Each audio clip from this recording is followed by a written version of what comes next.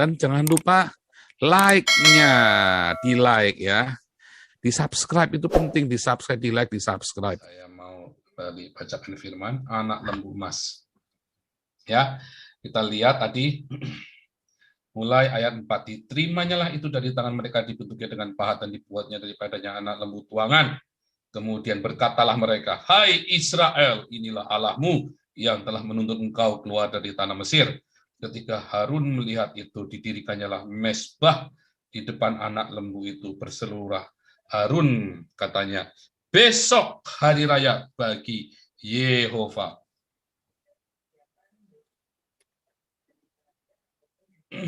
Jadi mereka nggak salah ya. Mereka bikin patung Yehova dan mereka sembah. Itu Yehova. Mereka nggak menyembah lembu loh. Mereka menyembah Yehova.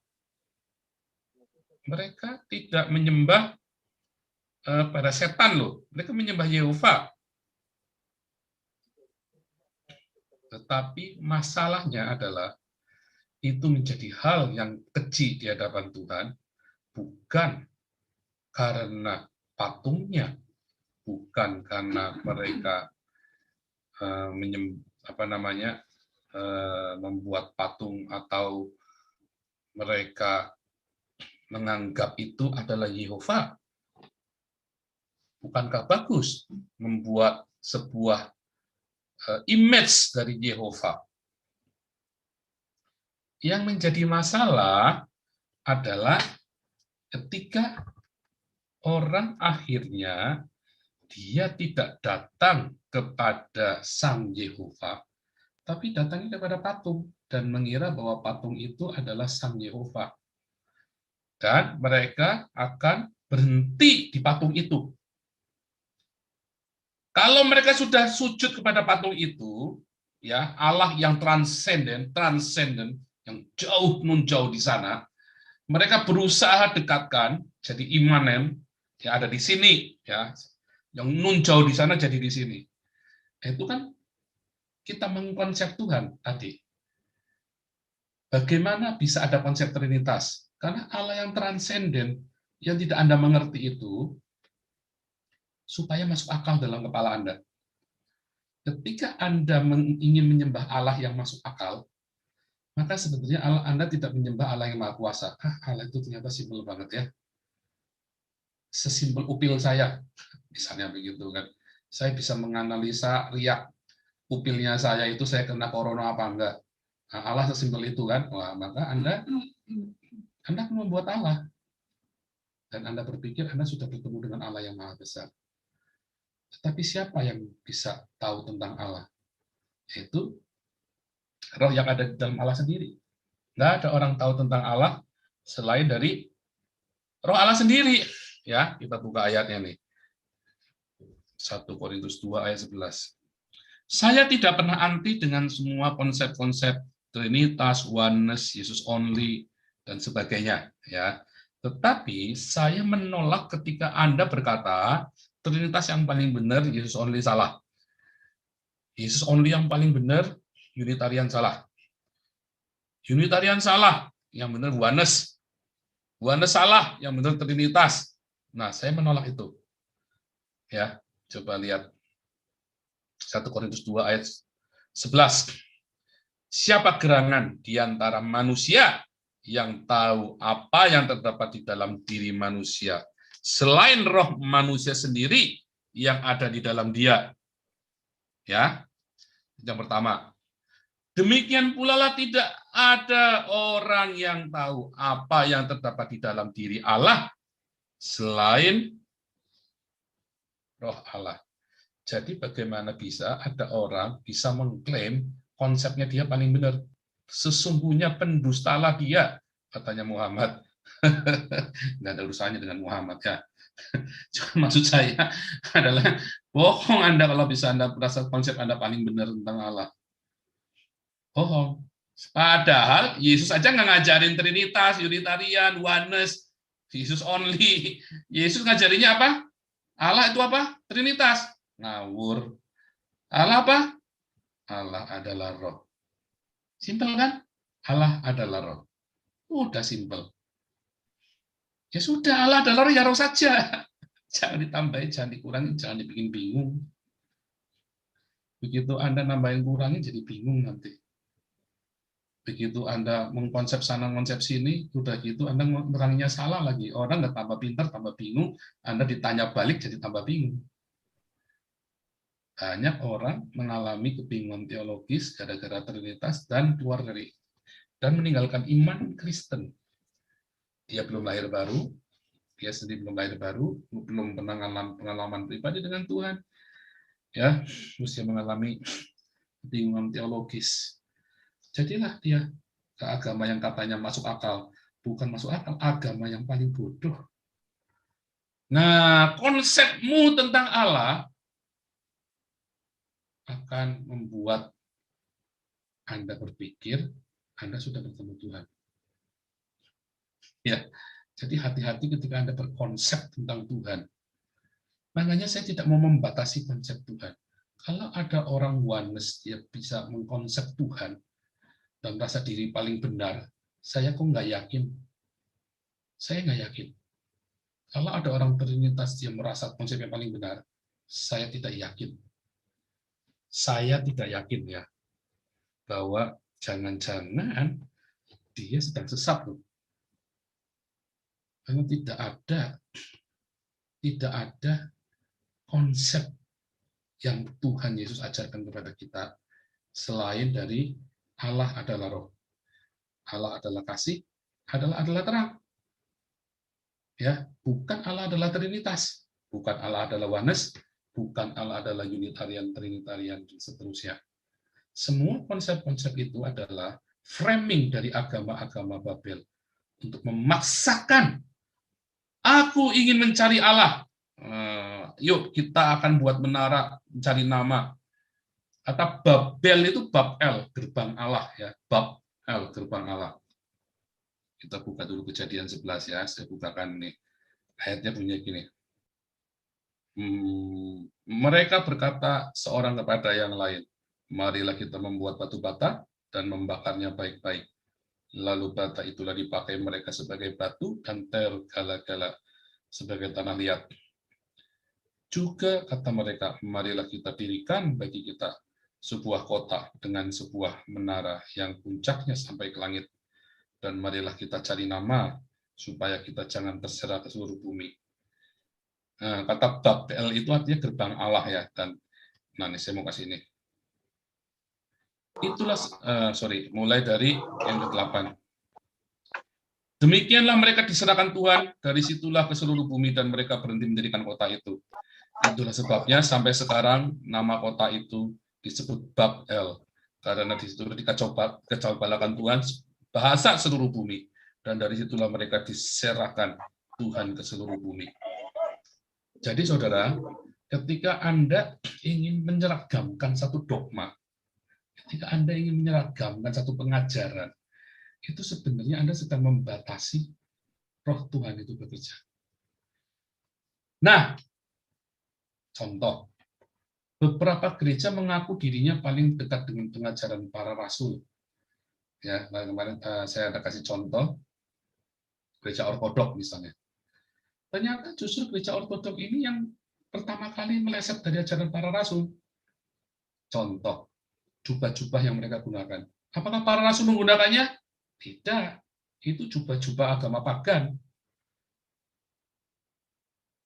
Simbol-simbol yang digunakan. Apakah para rasul menggunakannya? Enggak. Ritual-ritualnya. Apakah para rasul menggunakan ritual-ritualnya? Mantra-mantranya, semua doa-doa yang dirapal? Enggak ada. Para rasul itu enggak pernah merapal doa. Malah Tuhan Yesus bilang, jangan merapal doa. Tapi kalau Anda sedang merapal doa, itu Anda sedang melakukan ritual agama pagan yang merapal mantra itu. Agama Babel. Justru dari ortodokslah kita semua mulai menyimpang. Walaupun asal-usulnya itu adalah sebuah kontekstualitas. Tetapi kemudian para pengikutnya merasa dia yang paling benar, yang lain salah. Disitulah salahnya. Jadi ketika Anda mulai ya melakukan klaim Anda yang paling benar, orang lain salah, orang lain tidak ada Roh Kudusnya. Suatu ketika saya masuk gereja Belanda. Terus anak saya kan perginya bukan ke gereja karismatik, tapi ke gereja non karismatik, ke gereja reform. Ya. Kemudian orang-orang karismatik heran, kenapa kalian perginya ke sana nggak pergi karismatik? Padahal saya kalau khotbah kadang-kadang di gereja karismatik mereka tahu semua ya. Saya khotbah, keluarga kami mimpin pujian sama-sama, kita kan suka main musik jadi kita dikenal lah. Kemudian orang bilang, oh ini gereja San itu gereja mati. Saya bilang, no, not that church. As long as Jesus is the Lord, there is no dead church. Saya bilang begitu. Nggak ada gereja mati selama Tuhan Yesus adalah Tuhan. Nggak pakai lama, tahun itu ada 12 orang Iran dibaptis Islam di gereja mati tersebut. Sementara gereja ini belum pernah baptis satu orang pun. Coba yang mati yang mana? Nangkep nggak sih Anda? Gereja ini karismatik, yang kalau Roh Kudus itu sandala baik gitu kan. Dia bilang gereja tempat anak saya itu gereja mati. Kan kadang-kadang saya pergi ke situ juga ya, karena ada permintaan Pak Yani, kenapa kalian ke sana? Itu gereja mati. Oh enggak. Saya bilang enggak. Cuma saya nggak bisa menjelaskan panjang lebar kan. Bahasa Inggrisnya terbatas, waktu itu saya bahasa Belanda saya juga masih sangat terbatas. Cuman di tahun itu kemudian mereka geger. Dan seluruh itu sampai masuk ke majalah PKN ya, PKN Zin ya, PKN dari Kerksin itu ya, sampai masuk ke Kerksin itu tuh heboh, itu gereja melakukan pembaptisan selap pertama kali setelah 800 tahun gereja itu berdiri. Jadi gereja itu berdiri 800 tahun yang lalu, dulu gereja Katolik, kemudian dikonversi menjadi gereja Protestan. Dan itu nggak pernah membaptis di selam. Baru zaman kami itu gereja itu membaptis dengan selam. Geger itu. Terus mereka baru sadar mengapa saya pergi ke situ. Oh, bukan saya mau nyuruh, saya enggak ya, saya tidak memprovokasi mereka baptis Islam ya, karena saya tidak pernah mempersoalkan baptisan. Tetapi orang-orang ini dia sering kan kami sering diskusi kan. Jadi dia tahu, oke, kalian maunya gimana? Di Islam, oke, Islam, semua Islam. Termasuk anak saya pun dibaptis di situ, di Islam. Dan beberapa orang sekarang boleh milih sekarang, mau di Islam atau mau dipercik. Di Islam saja, ya di Islam. Dipercik saja, ya udah dipercik. Lucu sekali ya. Nah, luar biasa sekali. Dan itulah yang terjadi. Dan gereja yang bilang gerejanya, yang itu gereja mati, ini gereja hidup gitu kan. Gereja itu belum membaptis orang, mati baru setelah itu mulai ada berturut-turut pembaptisan. Luar biasa ya. Sampai gembalanya sekarang sudah pensiun. Dulu yang ngomong bukan gembalanya tapi jemaatnya ya. Gembalanya sadar. Dan apa artinya? Artinya adalah ketika Anda ribut dengan dogma, yang sebenarnya itu adalah ajaran manusia, Anda tidak melakukan apa yang Tuhan suruh yang penting justru, yaitu diakonia dan marturia. Anda sedang masturbasi rohani, ini gara-gara COVID ini. Jadi saya bermasturbasi rohani. Anda pikir Anda itu sudah memuaskan Tuhan dengan semua bahasa rohmu, sementara Anda tidak melakukan diakonia dan marturia, yang jelas adalah perintah Tuhan. Inti dari semua pengajaran kita, endingnya harus marturia dan diakonia.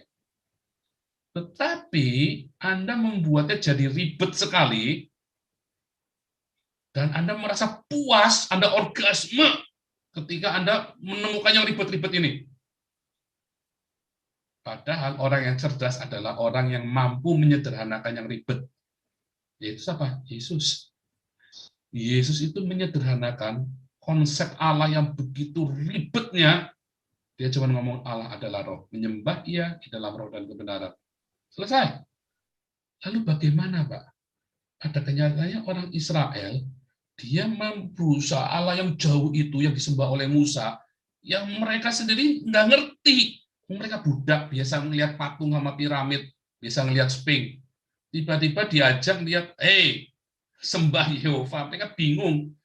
Bagaimana? Apa yang sembahnya bagaimana? Kalau ada Musa, mereka ngelihat tiang awan tiang api, suruh sembah tiang awan tiang api mereka. Mereka galau. Ya udahlah, kita sembah ini aja deh. Kita sembah patung aja. Anggap aja patung itu Yehova. Sama aja kan? Nah, sama. Kebingungan Anda, karena Anda tidak punya pengalaman pribadi dengan Tuhan, yang di dalam roh Anda berusaha mengekspresikan ketuhanan Anda itu dengan barang-barang fisik, dengan konsep-konsep 3 dimensi. Makanya saya bilang, konsep saya, pemahaman saya tentang Allah itu udah melampaui 3 dimensi. Makanya saya udah nggak urusan lagi dengan Trinitas 1, 2, 3 itu udah nggak urusan lagi. Kalau Anda masih terjebak di dalam 1, 2, 3, saya yakin Anda belum ketemu Tuhan sejati. Saya amat sangat yakin. Ya, taunya dari mana? Dari buahnya nanti. Marturia, diakonia, jiwa-jiwa, dan karakter. Anda tidak bisa tipu-tipu. Yang tahu Anda sendiri dan Tuhan. Jadi Anda jangan sampai ketemu Tuhan yang ilusi, hasil rekayasa manusia, hasil konsep otak-atik-gatuknya manusia. Jangan sampai saya menghindarkan Anda dari semua kesesatan-kesesatan itu. Apa yang paling benar?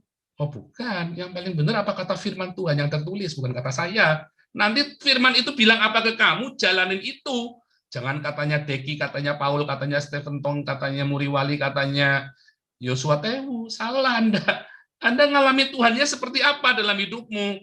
Tuhan itu terlalu besar untuk Anda mengerti. Siapa yang tahu Tuhan? Siapa yang tahu Allah selain roh Allah di dalamnya? Apa itu roh Allah? Roh Kudus kan? Siapa yang tahu? Nah, Roh Kudus mengajarkan kepada Anda, siapakah Allah itu? Dalam pengalaman. Nggak bisa langsung tumplek-plek Anda kasih ngerti. Semaput Anda. Nggak bisa. Saya ini jadi pendeta sudah dari tahun 99. Ya, saya ngalami jatuh bangun. Kolor itu sudah saya tarik 7 kali.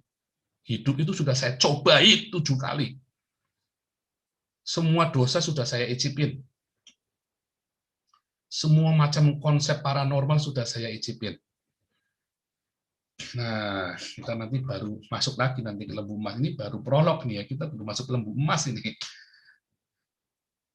Nah, ketika Anda terbiasa dengan konsep-konsep yang 3 dimensi, akhirnya Anda akan masuk ke dalam perjinahan rohani. Karena Anda akan bermasturbasi dengan patung istrimu, bukan dengan istrimu. Coba Anda sekarang bayangin Anda punya istri di rumah, terus Anda beli boneka seks. Ya, istrimu namanya misalnya istrimu namanya Nancy. Ini mohon maaf yang namanya Nancy. Terus Anda beli boneka seks, terus Anda kasih nama Nancy. Kasih rekamannya, "Hi, I am Nancy," gitu kan. Kan bisa dia ngomong begitu kan. Misalnya nih. Terus Anda punya istri Anda tidur di sebelahmu, terus Anda berhubungan seks dengan si boneka Nancy itu. Lama-lama dia apain? Gebuklah kepalamu lah. Oh, tapi ini adalah kamu sayang. Ini kamu.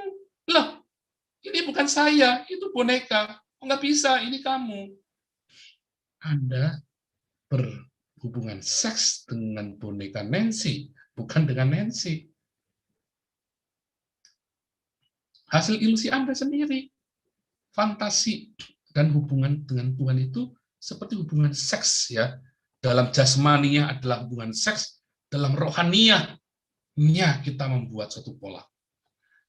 Makanya di surga nanti tidak ada hubungan seks jasmania. Nggak ada. Yang ada adalah Kristus dengan jemaatnya adalah sebuah intimacy. Intimacy itu bukan seks penis dengan vagina.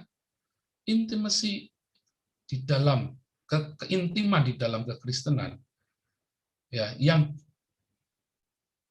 bisa memahami adalah orang-orang yang pernikahannya mengalami pengampunan dan pemulihan. Makanya dalam Efesus 5 ayat 32, rahasia ini besar, tapi yang dimaksud adalah hubungan Kristus dengan jemaatnya. Ada pengampunan, ada kesempatan, ada doa, ada pergumulan. Nah, sama. Ketika kita mulai berilusi dengan konsep-konsep Allah, maka Anda mulai masuk dengan praduga-praduga bahwa Allah itu harus seperti yang Anda pikirkan. Bahwa Allah akan bertindak seperti yang Anda pikirkan. Padahal yang Anda berpikir adalah hasil framing dari agama lain. Kebanyakan dari Islam. Bahwa Allah harus seperti ini, Allah harus seperti itu. Anda tidak tahu bahwa Allah sebenarnya punya satu pola sendiri untuk bekerja di dalam hidup Anda. Baik waktu baik, baik waktu susah. Makanya kemudian ketika Anda mengalami masa-masa pencobaan, Anda kayak orang tenggelam. Saya udah ngalamin. Sabet sana, sabet sini, yang bisa Anda tarik supaya Anda bisa bancingan bancakan naik ke atas, Anda tarik, Anda injek supaya Anda bisa nafas ke atas. Itu begitu. Anda ketemu tuyul, tuyul dia diinjak, Anda bisa naik ke atas. Anda ketemu genderuwo, untuk buat bacaan. Anda ketemu teman, Anda ketemu kakak, kakak ini bacaan. Anda ketemu adikmu, adikmu yang buat bacaan. Siapa yang buat bacaan? Kenapa? Karena Anda tidak pernah minta tolong sama Tuhan yang benar. Anda teriak-teriak, Anda punya konsep Tuhan, Anda teriak-teriak, panggil-panggil itu Tuhan. Anda panggil patung lembu emas itu sebagai Tuhan, sebagai Yehova. Tapi Anda nggak dapat, nggak bisa, nggak akan ketemu, nggak bisa. Karena itu ilusi Anda nggak ketemu Tuhan.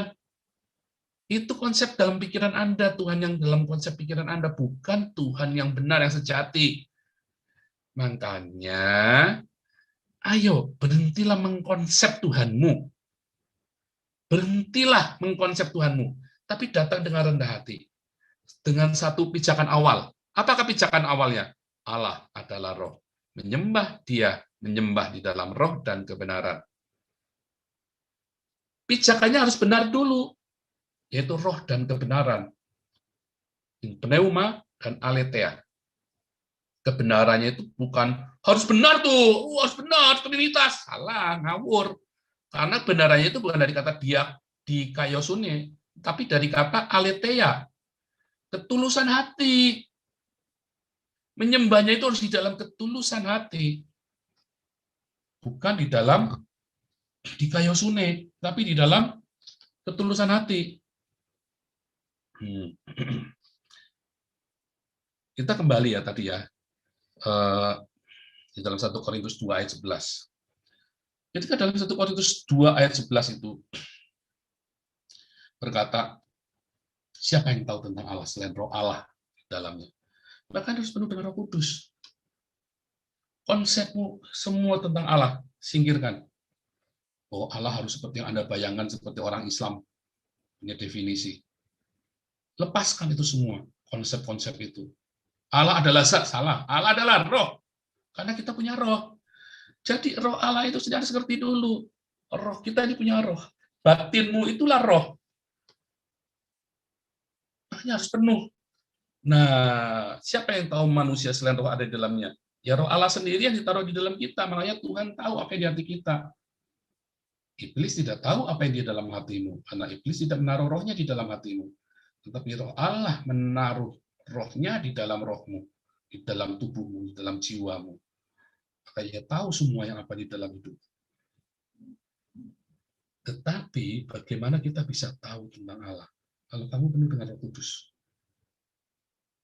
Nah, ketika kita nanti kemudian mulai menciptakan Allah-Allah ilusi, ya, maka itu satu-satu Tuhan rontokkan. Satu, responnya adalah Anda rubah, rombak semua dengan konsep yang baru. Masalahnya konsep yang baru itu pun akhirnya, itu saya bikin konsep yang baru. Rontok lagi, bikin konsep lagi, rontok lagi. Semua konsep Allah saya ciptakan rontok semua. Kemudian, bukan saya ciptakan ya, hasil ciptaannya orang-orang teolog-teolog, termasuk ciptaannya ciptaannya si orang Katolik, ciptaannya Benny Hinn, ciptaannya Maurice Cerullo, ciptaannya John Avancini, ciptaannya Allah-Allah ciptaan, konsep-konsep ciptaan. Tapi apa yang disebut dengan Allah adalah roh? Artinya Allah itu adalah sebuah roh yang maha besar. Makanya Yesus selalu berkata, Bapa lebih besar. Karena sang Bapa yang adalah roh ini jelas ada di mana-mana, omnipresent, baik di alam 3 dimensi maupun di non 3 dimensi, omnipresent. Ketika Anda punya konsep seperti itu, maka Anda akan percaya bahwa tidak ada di kolong langit ini yang terjadi tanpa izin dari Allah yang kita sembah di dalam Yesus. Karena omnipresent-nya itu. Jadi tidak mungkin dia tidak tahu kita lagi ngalamin sesuatu. Satu, pemahaman itu penting sekali. Omnipresence dari roh. Allah Maha Hadir. Jadi, konsep omnipresence itu Anda harus ngerti bahwa Allah adalah roh. Udah jangan dibahas kemana-mana lagi. Dari situ Anda menyembah proskuneo. Kemarin sudah saya kasih tahu proskuneo. Menjilat kayak anjing gitu ya. Kemarin saya tunjukkan itu ya. Menyembah batu dan menyembah patung itu kan. Makanya ikutin setiap minggu itu ya, karena selalu berkesinambungan. Kemudian konsep penyembahan itu Anda tambahkan dengan aletheia, ketulusan hati. Sehingga Anda tahu tidak usah takut ketika Anda mau tenggelam. Karena kalau Anda tenggelam pun itu dimaksudkan untuk menghancurkan egomu supaya kamu jangan masuk neraka. Biarkan saja. Kalau memang Tuhan mau, Daud pun hancur, diam saja, tenang saja. Makin memberontak, makin sengap-sengap kamu. Kalau sampai harus masuk penjara, kalau memang ada salah, terima saja, tenang saja. Tuhan akan bikin kebaikan, Tuhan akan bikin mujizat. Apapun yang harus terjadi, jalanin bersama dengan Tuhan Yesus. Wah, kalau kayak sudah, saya sudah ngelewatin. Saya sudah tarik kolor hidup saya 7 kali. Hasilnya sama saja. 7 kali tak tarik, hasilnya sama saja, pedot. Jadi bagaimana dong? Ya, melekat saja sama Tuhan Yesus. Makanya, setelah beberapa kali saya sudah ngerti, yang terakhir-terakhir saya selalu melekat sama Tuhan Yesus. Wah, mati udah kali ini. Mati dah, selesai dah. Nggak selesai tuh. Malah tambah naik. Malah tambah mumbul, tambah mumbul. Itu. Lo sama Tuhan Yesus penuh dengan kejutan. Ya, yang kelihatannya buntu, jadi Tuhan buka jalan. Itulah makanya Tuhan marah. Satu bangsa itu mau dimusnahkan semua. Karena menyembah pada ilusi. Mereka dipertontonkan mujizatnya, tetapi mereka tetap cari ilusinya. Makanya Anda, orang-orang yang gemar berburu tanda ajaib itu juga hati-hati loh. Ya, Anda yang suka berburu tanda ajaib, mujizat, apa segala macam, jangan sampai Anda sudah ngelihat bolak-balik tanda ajaib, ketika Anda ngalamin sendiri, Anda bingung. Oh, kayak orang Israel itu loh, sudah ngelihat tanda ajaib, laut terbelah. Mereka ngelihat mana turun dari langit. Wah, burung puyuh datang buat makan. Mereka masih cari ilusi tentang Tuhan.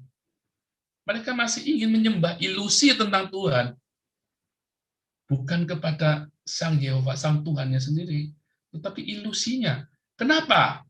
Karena lebih gampang kita menyembah ilusi daripada menyembah Tuhan yang sejati. Mengapa? Karena Tuhan ilusi bisa Anda dikte. Hukumnya bisa Anda atur. Ya kan? Hukumnya suka-suka Anda. Saya mau perpuluhan, Pak Pendeta, supaya saya diberkati.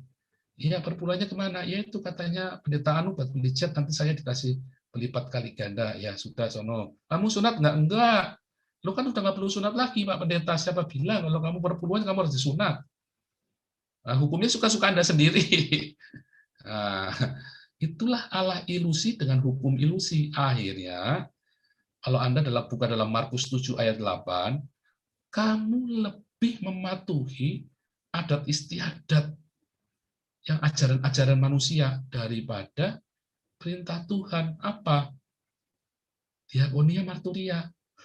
balik lagi, semua ajaran yang tidak membawa Anda kepada marturia dan diakonia, saya jamin itu salah. Yang endingnya Anda tidak dibawa ke marturia diakonia oleh si pengajar ini, dalam semua pengajarnya, endingnya salah. Semuanya ceritanya pokoknya sinode saya paling benar, pengajaran gereja kami paling benar. Gerejamu paling sesat, saya kasih tahu. Jadi nggak ada gunanya semua itu. Yang penting endingnya itu apa? Pengajar itu buahnya. Segala macam teori itu bukannya nggak penting. Tetapi yang paling penting adalah ending dari pengajar itu Anda harus hati-hati. Bahwa apa? Endingnya diakonia marturia. Kalau tidak berakhir dengan bermuara di diakonia marturia, maka semua pengajaran itu nol. Nggak ada gunanya. Itu cuma melatih Anda untuk sport otak. Ini kosong. Bahkan saksi Yehova saja menolak LGBT loh, terang-terangan di sini. Menjadi garis keras, mulai disebut sayap kanan mereka. Disebut sayap kanan. Saksi Yehova itu nolak LGBT, nolak perceraian, nolak hedonisme, dan itu semua dilakukan oleh pendeta-pendeta yang katanya paling hebat itu. Mereka menolak hedonisme, mereka menolak seks sebelum menikah. Saya bukan saksi Yehova ya, kayak lagi, Anda hati-hati. Jangan pernah tuduh saya saksi Yehova.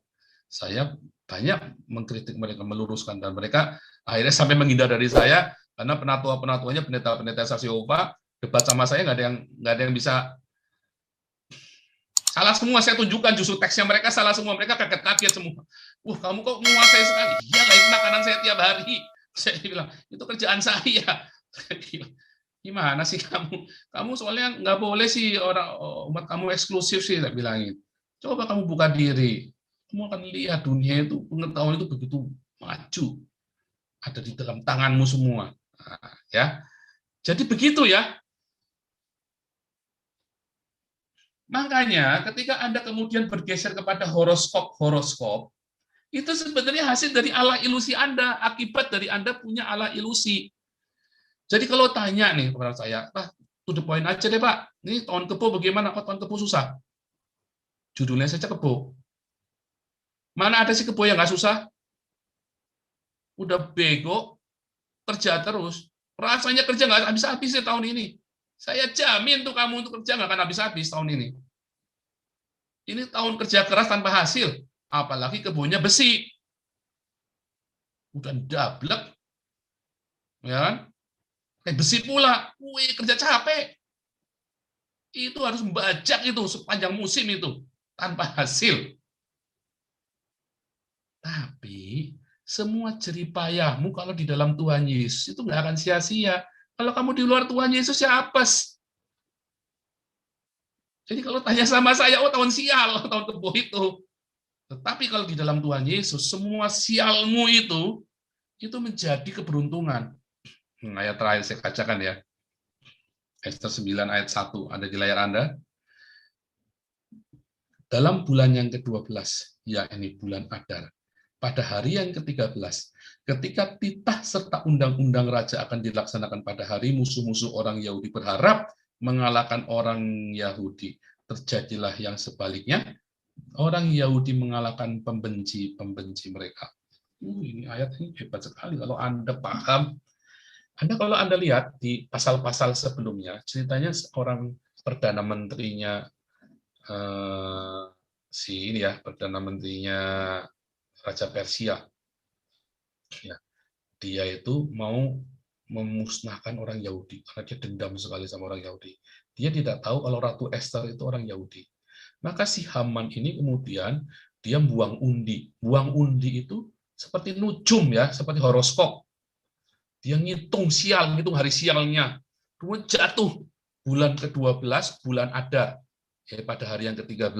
Itu adalah tanggal keberuntungannya si Haman, hari untuk kesialannya si orang musuh-musuhnya, ya orang-orang Yahudi, orang Yahudi.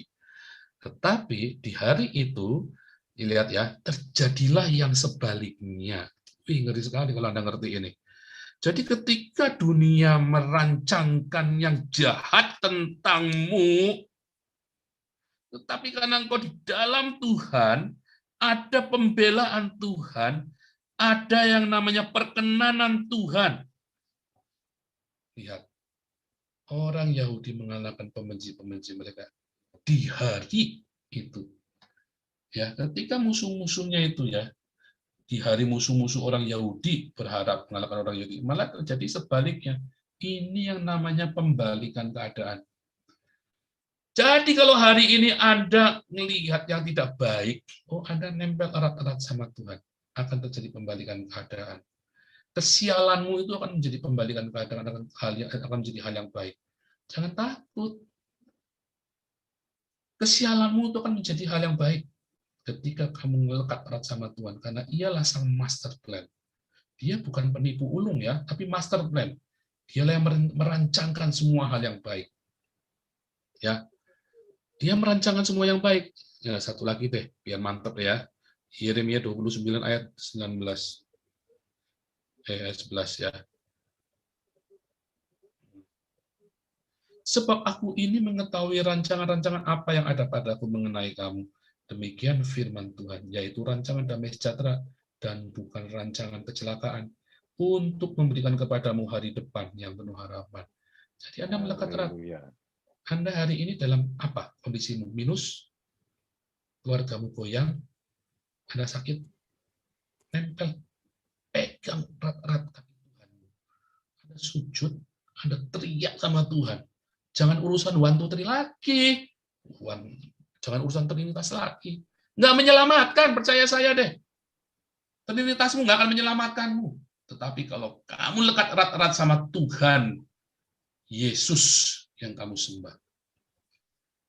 Sebagaimana kamu memahami Tuhan Yesus, selama ia menjadi satu-satunya majikanmu, majikan ya, syaratnya itu adalah mengaku majikan, bukan mengaku trinitas.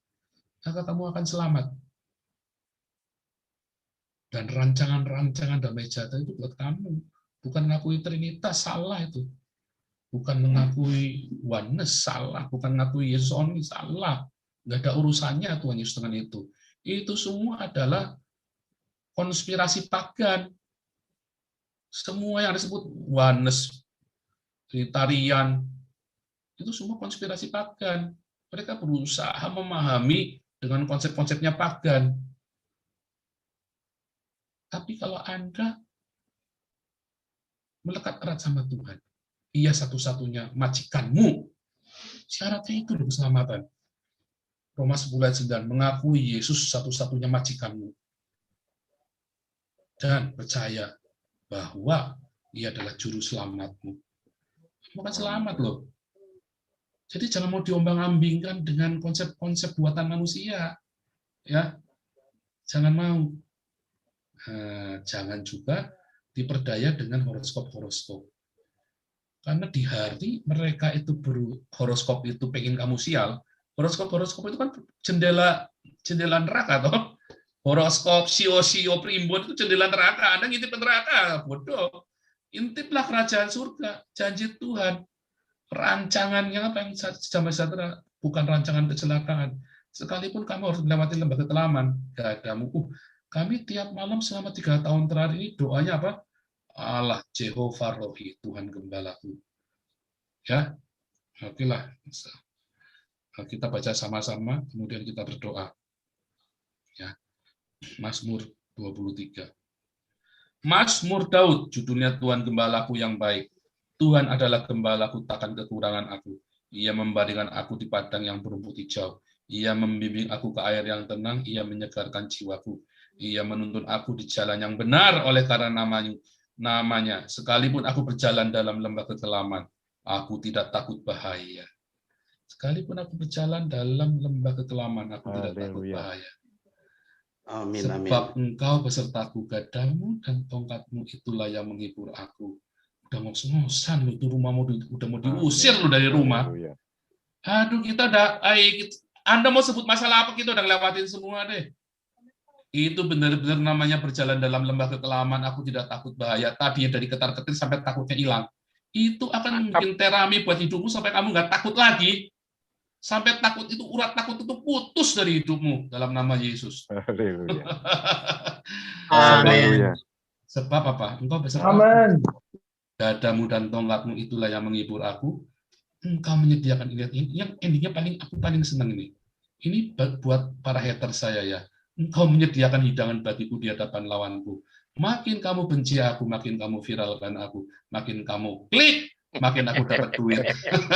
Engkau menyediakan hidangan bagiku di hadapan lawanku. Engkau mengurapi kepalaku dengan minyak. Aku belum melimpah. Kebajikan dan kemurahan belaka akan mengikut aku seumur hidupku, dan aku akan diam dalam rumah Tuhan sepanjang masa. Luar biasa ya Tuhan ya. Itu janji Tuhan gitu.